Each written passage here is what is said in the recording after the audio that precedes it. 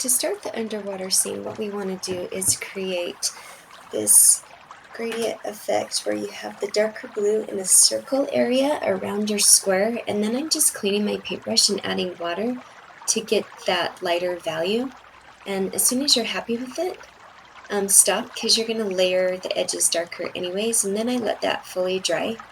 And then I'm just going to have these triangle shapes that are going towards the center. And the trick is to use a smaller paintbrush, and you want the base of the triangle to be darker. And then notice how I'm dabbing my paintbrush in the water, and then I'm tapping it with the paper towel, and I'm just kind of smudging that back so that I just really get that base darker, and then it fades to that lighter center. And then I started realizing if I do a couple at a time at the base, then that paint gets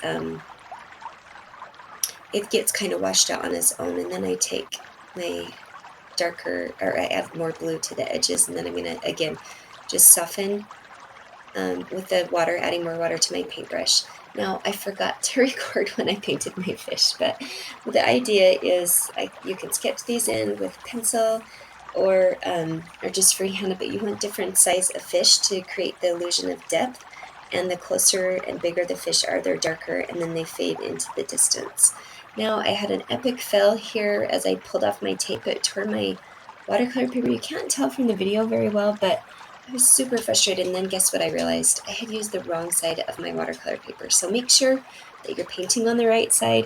I almost didn't want to add this, but I thought this was a good learning mistake for everybody to share with me. You can see in this picture better that the paper tore. But this is why we have sketches, so we can have some wins and fails. Good luck with yours.